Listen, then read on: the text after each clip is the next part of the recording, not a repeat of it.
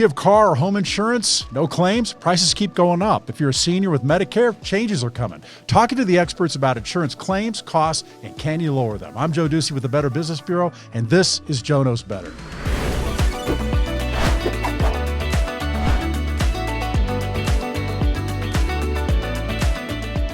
Joining me now, a couple of experts in the insurance industry. Suzanne Tatz is the owner of Stats Agency in Arizona, BBB accredited business. Thanks for being here, Suzanne. Thank you. And also Nathan Mason, owner and broker with Insurance Professionals of Arizona, also BBB accredited business. Thanks for being here, Nathan. Absolutely. Thank you. You know, we got to start with me and my insurance needs. Not at Medicare yet. I know that's your specialty, Suzanne, yes. But about home and car. And with car, it just seems like any small seeming complaint or claim brings it up to a point where, in my case, I think it even said a couple of businesses didn't even want me because I had a couple of minor complaints. They weren't driving violations. They were just minor things on a car. What's going on with the industry right now? In the industry as we have it is all claims matter. It's not the type of claim. It's just the fact that it is a claim. Windshields, of course, are the most common type of claim you'll have in the state of Arizona. I have them. If you commute, you've got one. Yeah. You've got a star, you've got a chip, you've got a crack. It's just not how many, but when. What would you say to people who are, let's get right in, we're getting into the weeds here, but what would you say to people who have a windshield chip or a little ding? At the time, I'd look at it and probably say, oh, I need to call my insurance company about this. What would you say, though, knowing what you know about how costs can go up? And does it depend on the vehicle you have and all that? It can depend on the vehicle, depending on the new technology that is in them. Some can't just have a chip filled or repaired. They just have to have the windshield taken care of. Okay. But if you can, repair it out of pocket. Most glass companies will repair a chip or small star for $50, something like that. Okay. And if you put many of those into your insurance company, that's $50 per time. You have 7 of those in a year, and you're talking $350. You can expect to pay more than that on the increase of your insurance by having 7 claims on your policy. Okay. So it's the number of claims that are going to cause an issue. So minor things like that, if you can pay out of pocket, by all means do it. It used to be called free glass. Well, at least that's what people thought the term was, free glass, meaning I can get my windshield replaced for free. No deductible, yeah. But it's no deductible glass. It's full glass coverage, meaning you don't pay anything out of pocket because you paid an extra premium. Okay. But it's still a claim against the insurance policy. That's what they look at. Yeah. The insurance company's paying out money. It's a claim. It can and will affect your rating. So the claims matter, the number of claims, but also the amount of the claims. Mm-hmm. Absolutely. You were talking before about, go into that a little bit.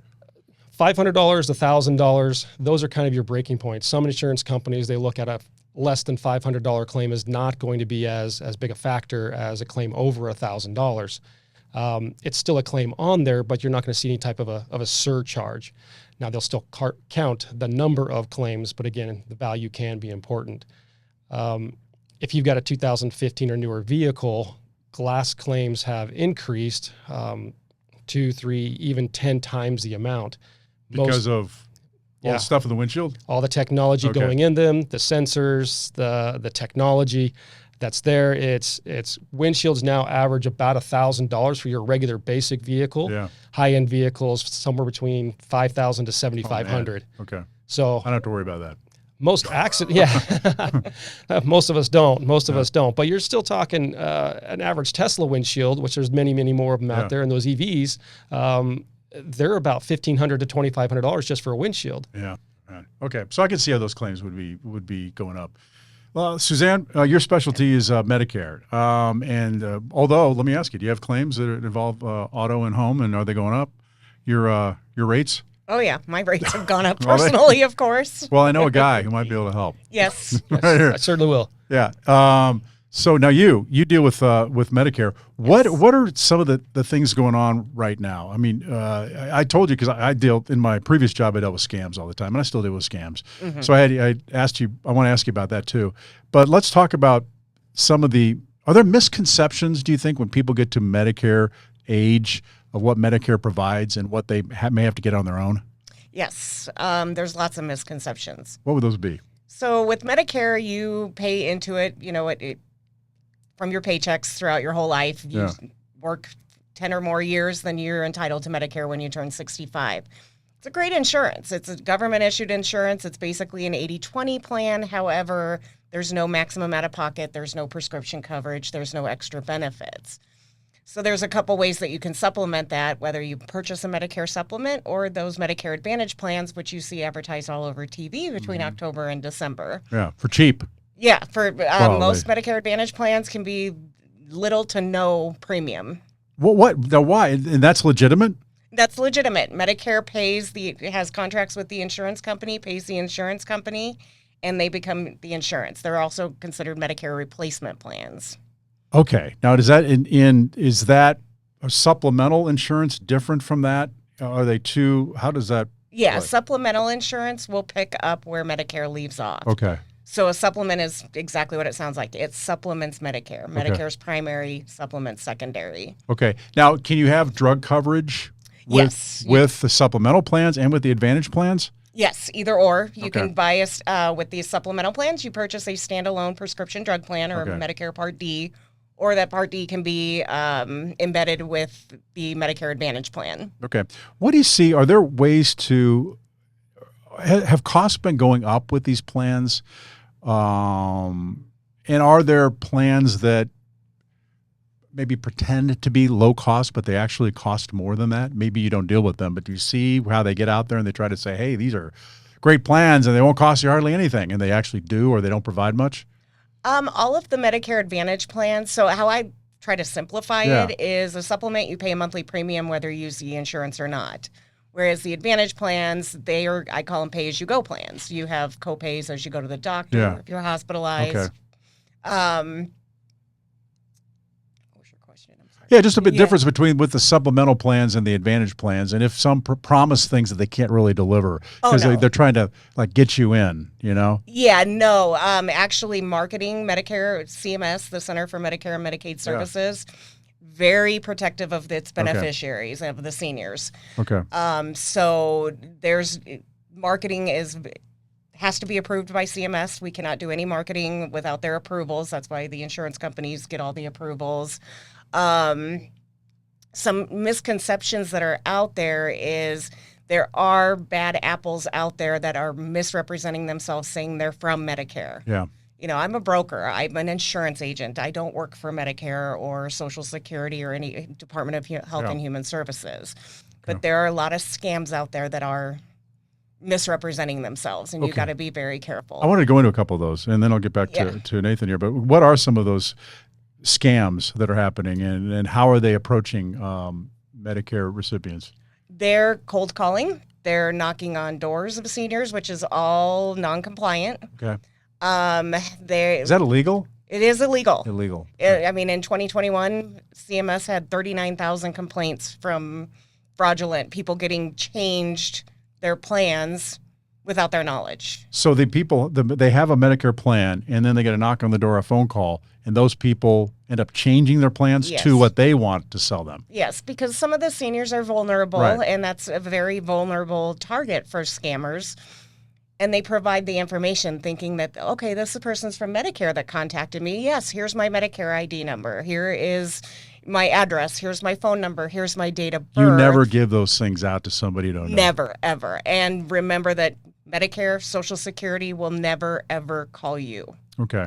All right. Unless you're expecting Now, when these people are calling, are they selling legitimate plans? It's just the approach that's Yes. illegal? Or how does that work? A great question. So their approach is illegal. Anybody that's on Medicare, in order for us to talk to them, they have to initiate contact with us first. Okay. And then we have them, there's a 48-hour window. They have to sign what's called the scope of appointment form to give us permission to discuss the plans they want to talk about. Okay. So once we obtain that this is the compliant way to do it. What other people are doing is getting the information over the phone and just changing them. Yeah. And that's why brokers or Medicare.gov are probably the two, along with state, depending on what state you're in and stuff. Yeah. There's state programs that will help you choose the right plan. Yeah. But never accept a phone call, never accept a door knock. I always say that at those cases, they know more about you than you know about them. Yes. You know, like somebody comes to the door. You don't know anything about them yet. You're agreeing to all this stuff. Yeah. Nathan, let's talk about home insurance a little bit too. And we're covering. Well, this is I guess nationwide, but you cover mostly Arizona, right? Correct. What are you seeing in terms of home costs in other parts of the country? These natural disasters, I think, are causing havoc. Florida, I'm sure. Well, I know in Florida it's hard to get insurance for those things. How about in Arizona? How's it faring in terms of people being able to get insurance, and what's going on with the prices? First, remember that insurance is the big pot that everybody pays into, Yeah. not just in Arizona. I mean, they derive rates by zip code and territories and such, but everybody in the U.S. is going to be putting into the pot. So some states take out more money than others, but if those rates have to go up to subsidize or replenish the pot, it's still going to trickle down and make its way to other states that don't have as many claims. Okay. Arizona is not a huge state that has a ton of claims. We have our wind, we have our hail. Believe it or not, yes, we have a lot of hail in Arizona. Aren't houses melting these days? Just They about. melt? The heat is a major factor on plumbing. Yeah. Oh, yeah. I mean, okay, so yeah. heat I think about in it. exchange from high temperatures to low temperatures, the extremes, one direction or another, will eventually affect a home, whether it's interior or exterior, right? Right. So things just don't last as long. The hard water. And so everything's going up because of the number of claims, one, because we have more houses, two, and the fact that everything just costs more. All right. And what kind of increases are you seeing with homes and with cars? Are there averages? Do you see, and is it just, how long have you been in the industry, and have you seen this kind of thing happen the way it's happening now? Coming up on 24 years. Okay. So I've been doing this since I was a little kid with hair. And so, yeah, I've been through Those a couple listening of them. aren't going to get that one, but go to the YouTube. Yeah, go to watch it on YouTube. Right. You'll understand. Back in when the housing market crashed in about 08, 07, 08, that was the first major hard insurance, hard market that I experienced. Those that were older than me and in it longer, they talked about the one in the 80s, so about 20, 30 years prior. So housing market goes down, insurance rates go up, people are just putting in different claims because of they don't have the money to pay for them. So when you have inflationary costs occur, of course, people don't have the discretionary funds to take care of those smaller or other claims, so they start putting in more. The more claims, the more insurance is going to go up because the more the insurance companies are putting out. Okay. Now we're in the worst and hardest market that most people have seen in the last 30, 40, even 50 years for insurance rates. Rampant inflation, cost of materials, ability to get materials are just increasing everything that deals with repairing a home or repairing a car or paying out the general claim. It used to be, I mean, I would always tell people, shop around. I mean, you're going to be able to get a lot better deal because you get these companies, you get complacent, you're with the company for a long period of time, whether it's auto insurance or whatever.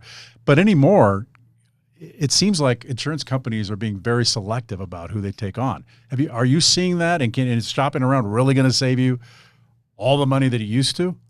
Not necessarily. The average rate increase, and I'm not talking just one rate increase over the past couple of years. There have been several major rate increases since 21, 22, averaging anywhere between 30 to 60%. And some companies have taken 30 to 60%. 30 to 60%. In what time period? In like when you renew? So yeah, if you have an annual policy, you've seen one or two rate increases Yeah. that have occurred in that time.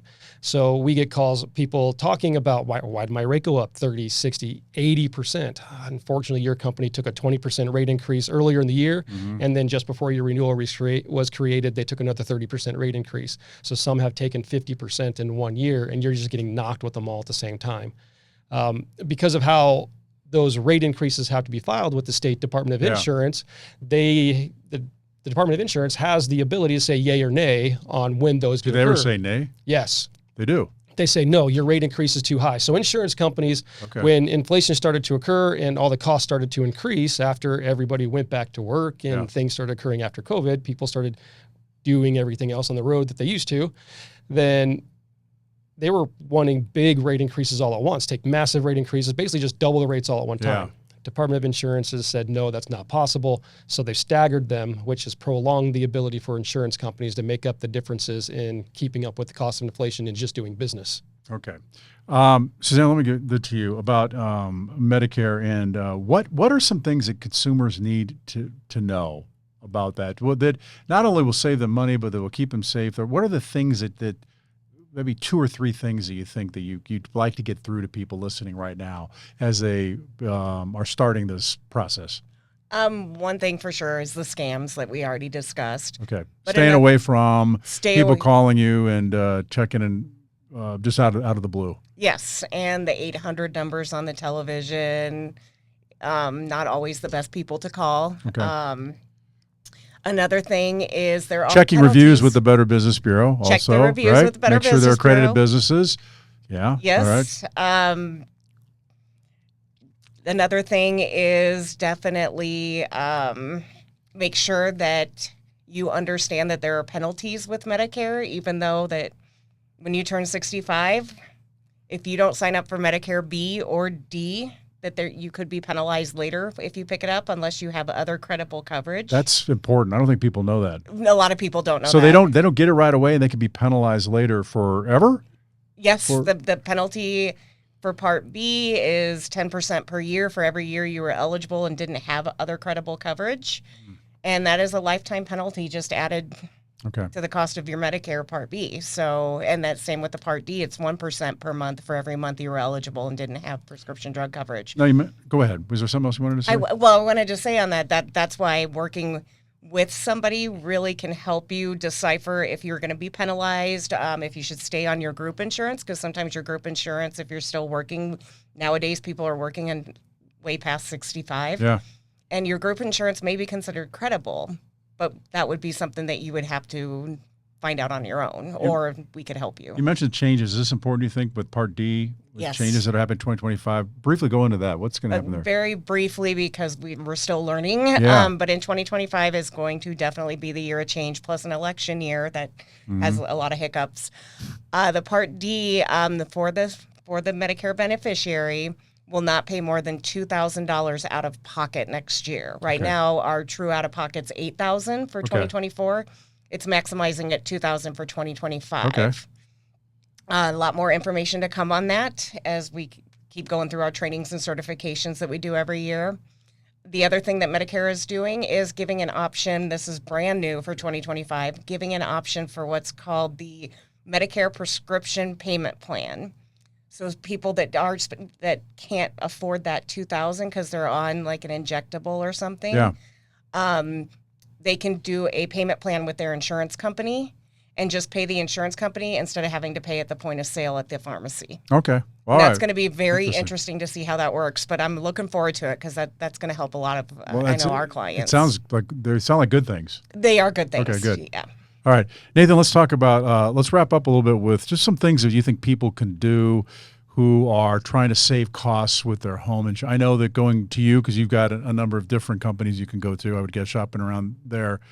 Other things that they can do when they're considering making claims or buying, and when it comes to car or auto, there's some things that come to, car or home, things that come to mind that you could tell people? Look at your deductibles. The higher your deductible, the lower your costs, of course, because that means you're taking more on. Used to be $1,000 deductible on your homeowner's policy or car policy was just very common for you to have. A lot of folks are now going to a $2,000 deductible on their automobiles, even a $2,500 deductible or $5,000 deductible on their homes. They pay things that are less than that on their own, right? Correct. Okay. Correct. The deductible is your portion your portion as a policy holder that you put towards the claim, and the insurance company takes care of when it's covered above that amount. Significant decreases in what you pay when you have higher Can deductibles? be. It's all about the scenario and what's going on. Again, the history, where you are in the insurance company, how long you've been with the insurance company can all make semi differences in what those deductible costs changes will be. But you could save $200-300 a year on your homeowner's insurance just by increasing your deductible from $1,000 to $2,500. That's great. Multiply that over years, and you never had a claim. Yeah. Save that money now. Put it aside and just. Now you have your deductible if you take the savings and save it. Okay. So you talk about deductibles. Anything else you can think of that would it be kind of being a little more, thinking about the claims that you're making before you make those claims? Or, I mean, I guess you have to, insurance is there to be used if you need it, right? if you need it, But, yes. Even though you have a deductible, and this is just me. This isn't some sort of industry standard at the moment. I've always told my folks, hey, look, don't put a claim unless it's double your deductible. Try to take care of that yourself. Okay. Because most likely that claim on your policy is going to raise your rate. And over the 3 to 5 years it affects you, you could pay that double amount over. So yes, I know you have a deductible, but let's say you have a $2,500 deductible, you take care of a $3,500 claim on your own, if possible. Yeah. You'll save that $1,000, $1,500 over the next 3 years because your policy will go up that amount at least. And then you save your policy for large losses. That hailstorm that rolls through, the windstorm that rips off your roof, that pipe break underneath the sink that causes the $10,000, $15,000 in damage. So when you have those big claims and you have one other small claim on there, the insurance company isn't going, oh, well, they only took $7,500 in claims paid out to them. They're looking at 2 water damage claims or a wind and water claim, and now your policy's up 50, 60, 80% just because you have 2 claims on your record. Interesting. So be conscious of the actual cost. Get an estimate before calling your insurance company. Call and talk to your insurance agent and say, hey, I'm not ready to put a claim in. Let's discuss how this can affect my policy. How can I go forward to minimize my risk of seeing a rate increase on my policy? So just be aware, educate yourself, allow your agent to educate you as well. Okay. That's our job. We're the intermediary. We're there to help you make the best decision as well as help you relay information to the insurance company and make sure they do their job. Man, great information, guys. Nathan Mason, the owner broker with Insurance Professionals Arizona, again, a BBB accredited business, and Suzanne Tatz, owner of Stats Agency in Arizona, also a BBB accredited business, and you go to the bbb.org to check out all these companies before you hire. Great. Thank you guys for being here. Really good information. Appreciate it. Thank you, Joe. Absolutely. Thank you. Appreciate being here. Before hiring, go to bbb.org, check reviews, and for accredited businesses that agree to operate ethically. And see all my podcasted videos, joeknowsbetter.bbbcommunity.org. I'm Joe Ducey with the Better Business Bureau, helping businesses and consumers get it right.